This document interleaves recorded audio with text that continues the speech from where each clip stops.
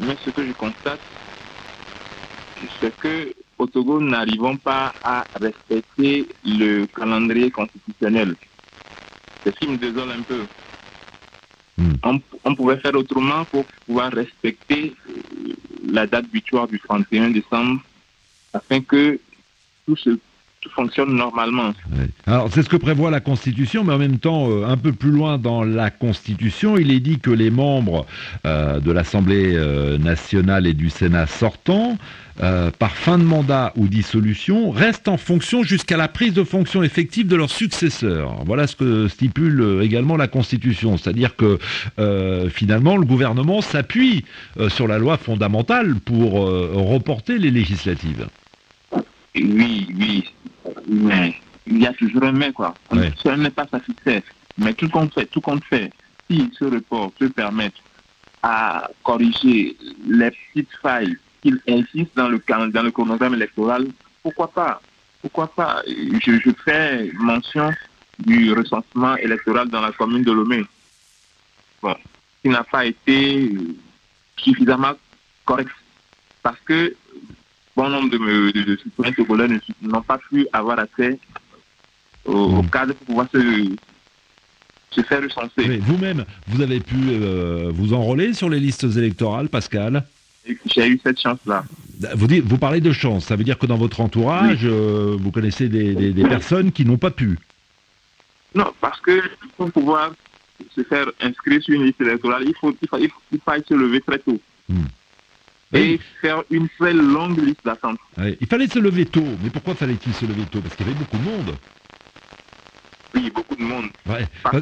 Parce que l'opposition avait demandé à ses militants, ses sympathisants, d'aller s'enrôler sur les listes électorales. Oui, Juan, parce que il y avait beaucoup de monde, mais des fois, vous arrivez, c'est une machine qui ne fonctionne pas, une encre qui est manquante, un papier qui est manquant, beaucoup de choses. Ouais. Pascal, la ligne téléphone n'est pas très bonne avec Lomé, donc cette polémique autour de la fiabilité du fichier électoral, elle vous semble tout à fait justifiée? Justifiée à mon avis. Ouais. Merci Pascal, bonne journée à Lomé dans la capitale togolaise. Degli nous dit ne pas comprendre ce report, on nous donne aucune explication, pourtant en début d'année le chef de l'État nous avait promis des élections. L'OIF est venu auditer le fichier mais cela n'a pas convaincu l'opposition. Dans mon pays, nous dit Degli, la marche de la démocratie ne va pas dans la bonne direction. Godson, bonjour. Oui, bonjour Juan. Êtes-vous surpris par ce glissement électoral? Non, moi je le comprends plutôt. Je le comprends parce que lorsqu'on sait le contexte sécuritaire dans lequel nous sommes, lorsqu'on sait que depuis juin où on aurait pu envisager prendre le temps d'établir, d'organiser matériellement la tenue des élections, parce que chez nous, il faut commander le matériel électoral, notamment l'encre indélébile, sur lequel il y a eu toujours des discussions, il faut s'entendre. Il y a aussi du papier qui a fait discussion aux dernières élections aussi. Il faut aussi s'entendre sur comment faire tout ça. La cartographie même des bureaux de vote a toujours fait discussion, mais je crois que 6 mois maximum pour discuter de toutes ces choses-là, régler tout et avoir des élections acceptées par tous. Moi, je le comprends parfaitement. Alors, attendez, Godson, excusez-moi, vous parlez de 6 mois. Il s'agit officiellement de 3 mois, au maximum. Oui, 3 mois.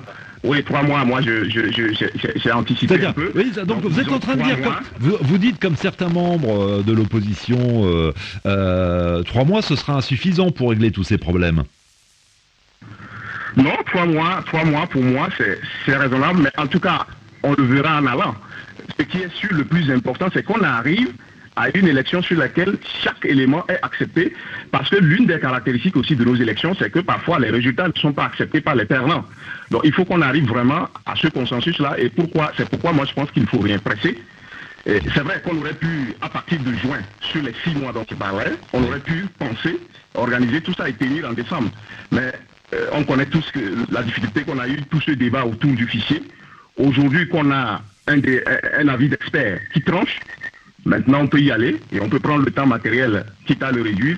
Surtout aussi qu'il n'est pas exclu d'envisager le couplage, parce que nous avons des élections en retard, notamment les régionales. Les régionales, effectivement. Alors on ne peut pas tenir tout de suite tout ça là, à partir de décembre. Donc il faut vraiment réfléchir ensemble dans les cadres de concertation qui sont mis en place et c'est ce que pour aller à disait, des élections acceptées par tous. c'est ce que disait ce matin sur RFI Jerry Tama, le président du parti Nouvel Engagement Togolais. Il dit voilà, on a besoin de connaître le chronogramme, de connaître le calendrier, et on a besoin qu'on nous dise si les législatives et les régionales seront couplées, puisque l'opposition évidemment a besoin de se préparer et de s'organiser. Godson, merci infiniment. Bonne journée à Lomé. Bonjour Stan. Et bonjour à toutes et à tous. Stan, parlez un tout petit peu plus fort. Vous êtes à Afagnan. Afagnan, c'est à l'est de Lomé, à 80 km. Dans quel état d'esprit êtes-vous après l'annonce de ce report des législatives? Bon, je crois que cette situation ne m'étonne pas, puisque c'est l'habitude de la maison.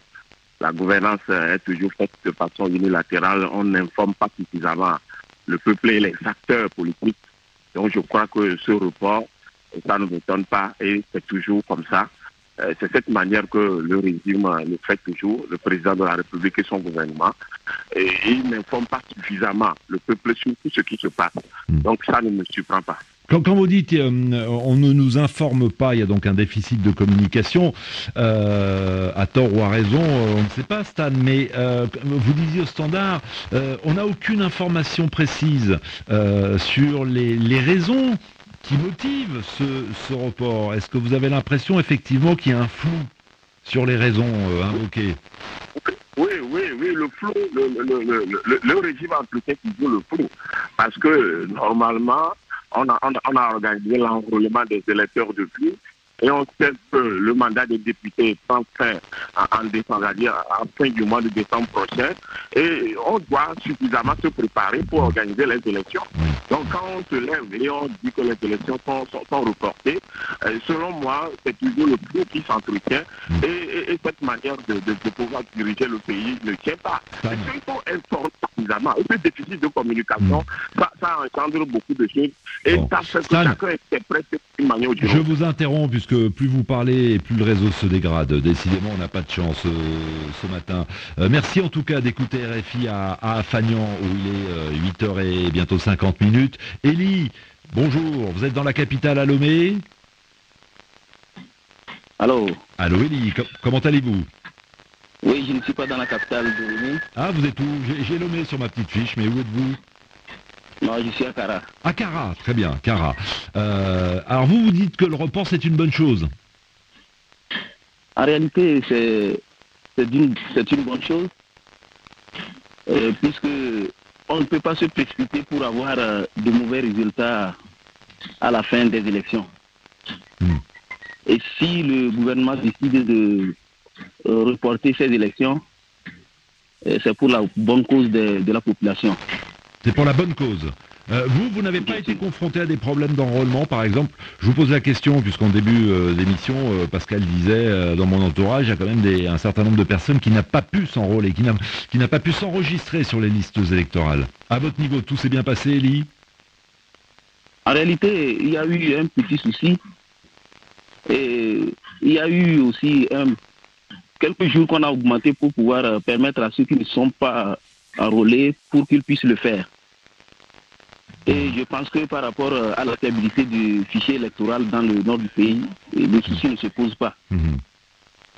Alors notre préoccupation actuellement, c'est de pouvoir permettre à tous les citoyens togolais de pouvoir voter, quelle que soit la date qui serait fixée pour ces élections. Et peu importe la date, vraiment... voilà, peu importe la date, le principal c'est que les élections se déroulent correctement et surtout que les résultats ne soient pas contestés. C'est ça votre avis, Elie? Et aussi, il faut que les élus du peuple s'occupent effectivement des problèmes de la population. C'est là notre problème. C'est vrai que sur le compte WhatsApp de l'émission, vous êtes plusieurs à nous dire une fois élus, les députés restent dans leur salon et dans leur bureau, et ils ne se préoccupent pas de notre vie. Il y a par exemple, j'ai sous les yeux Didier qui nous dit bon, fichier électoral fiable ou pas, en tout cas ça ne doit pas être un prétexte pour reporter les élections législatives. Je préférerais que la classe politique se soucie de la cherté de la vie qui est devenue un enfer pour nous les Togolais. Voilà ce que nous dit Didier à Mpalimé. Élie, je vous souhaite une bonne journée.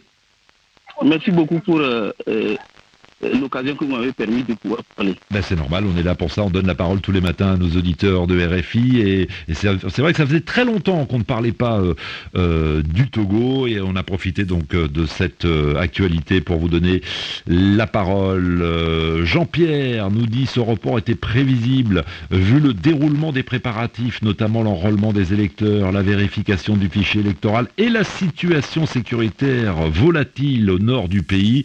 Il vaut mieux y aller doucement et sûrement, en mettant tout en œuvre afin d'éviter de tomber dans les mêmes travers et d'avoir des élections contestées dans la violence. Wilfried, bonjour. Bonjour. Dans quel état d'esprit êtes-vous, Wilfried, après l'annonce officielle du report des élections? Oh, bon, je suis serein. Il faut dire que je comprends quelque part que le gouvernement veut mettre toutes les conditions pour d'abord s'entendre, faire des élections consensuelles et surtout que l'ensemble de la population puisse vraiment être à l'aise, quoi. Est-ce qu'on peut être à l'aise sans connaître le calendrier, sans savoir quand auront lieu les élections? Il faut bien que les partis politiques se préparent quand même. Oui, nous savons, vous venez de le dire, il y a beaucoup de paramètres actuellement dans notre pays qu'il faut vraiment scruter avec prudence. La situation sécuritaire est là, au nord du pays. Et aussi, il faut que l'ensemble des acteurs puissent s'entendre sur le minimum, l'essentiel, pour ne pas, parce que nous sommes un peu habitués à ces contestations qui n'en finissent pas et qui ternit l'image de notre démocratie. Donc, mais cette fois, l'opposition... Prendre le temps, c'est bon. Prendre le temps, c'est bon, vous dites, Wilfried, mais en même temps, l'opposition est déterminée, cette fois, à participer aux élections. On se souvient qu'en 2018, elle avait boycotté les législatives. Eh oui, c'est de bonne guerre. La politique de la table vide n'est jamais féconde. Aujourd'hui, ils l'ont bien compris, et puis, bon, tant mieux. Il y a Fousseni à Lomé sur WhatsApp qui nous dit en repoussant les élections, le gouvernement cherche par tous les moyens le boycott de l'opposition. Le gouvernement fait tout pour décourager les opposants, mais cette fois, quelle que soit l'organisation des élections, il faudra compter sur l'opposition. Vous pensez qu'il faut y voir peut-être une stratégie du pouvoir en disant bon allez on repousse et peut-être que l'opposition répétera le scénario de 2018? Wilfried? Non, il faut reconnaître que au Togo ici, c'est plutôt le gouvernement qui tend toujours la main. Donc je ne vois pas tout ça, c'est la politique politicienne. Bon, bah écoutez, chacun son analyse en tout cas de la politique politicienne. Merci à vous Wilfried, bonne journée. Edmond nous rejoint, bonjour. Bonjour, Jean Goumen. Bonjour Edmond. La polémique... Comment vous allez? Écoutez, très très bien. Et ravi de dialoguer avec les Togolais ce matin. Cette polémique sur le report des législatives, elle est justifiée ou pas? Bon, en fait, elle est justifiée. Et puis, c'était prévisible. À voir, les conditions ne sont pas remplies. Et le gouvernement, ou bien le pouvoir en place, le sait bien. Pour des raisons de sécurité. Et puis, de plus, il n'y a pas aussi un consensus sur bon nombre de choses avec les partis d'opposition. On peut prendre par exemple le découpage électoral. Ah oui. Alors vous dites, on peut prendre par exemple le découpage électoral, c'est un très bon exemple. Personne ne l'a encore évoqué depuis le début de l'émission, mais c'est vrai que c'est un contentieux entre le pouvoir et l'opposition. L'opposition réclame un nouveau découpage, et un découpage surtout à partir des critères démographiques.